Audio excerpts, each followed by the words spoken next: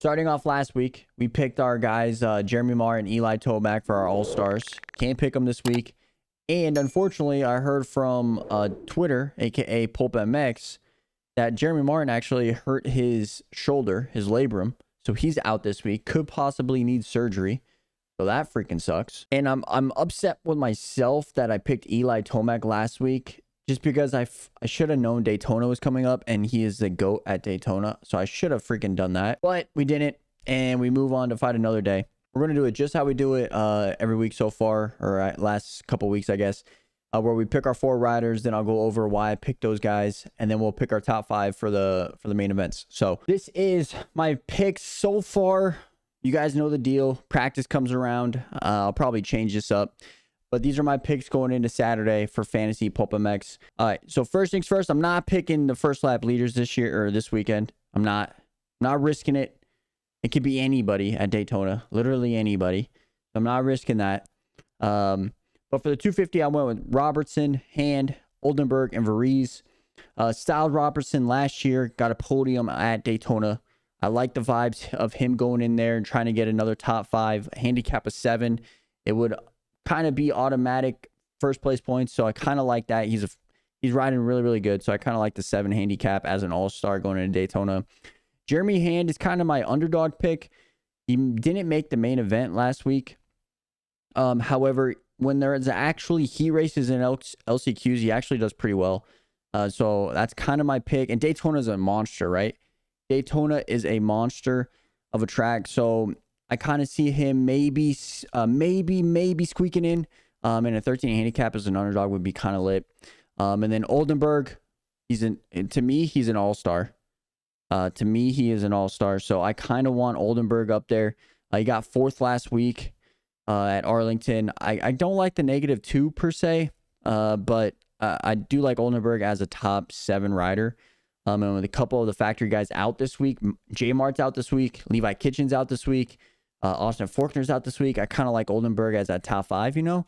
So that's an opportunity for him to get that top 5. And then Joshua Varese. This is another guy that was a factory rider towards the end of last year.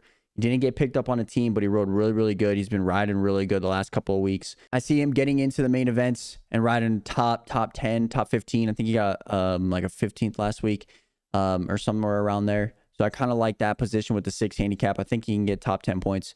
So that's what I'm going to do with my 250 class. It might change, though, going into Saturday, depending on, as you guys know, practice and qualifying. So that's my 250. But, okay, and then the 450 class. Last week, I picked Eli Tomac, so I can't pick him. I would have picked him. He's the GOAT at fucking Daytona. But instead, I'm picking the next best guy I know. That's Jason Anderson. 1 handicap. I see him and Tomac battling for this win, and him maybe pulling it off. I kind of want Eli Tomac to get that 6th win and try to beat Ricky Carmichael's record. But I wouldn't be upset if Anderson got the win, right? And then Kyle Chisholm. Chiz is going to chiz. I don't think I really need to explain that.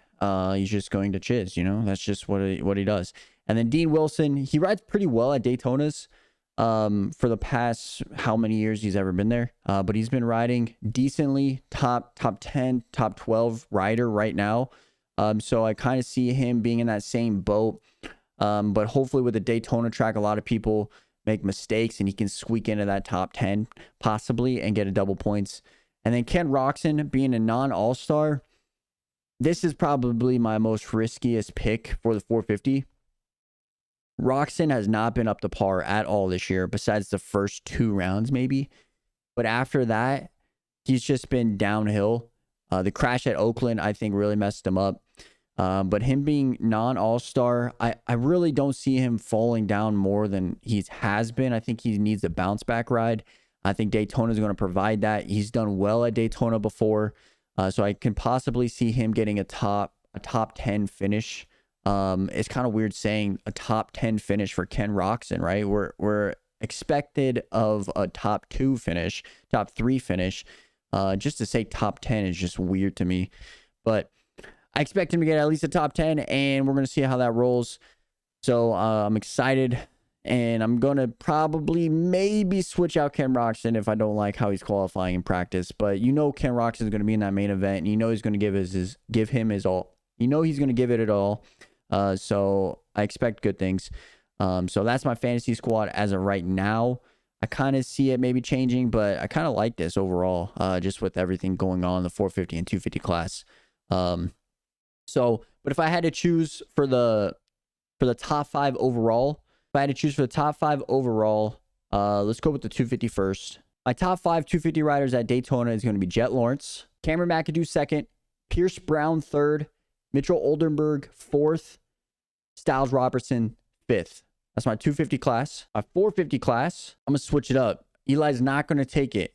I want him to take it. But Jason Anderson's going to take first. Eli Tomac second. Chase Sexton third. Malcolm Stewart fourth. Cooper Webb fifth. That's my top 5. They're going to be way better than last week. Mark it down. They're going to be right. And they're going to be right. Okay, we need them to be right. Last week, we kind of did all right. Not the greatest. But we need them to be all right. We need them to be good. But that's my top 5.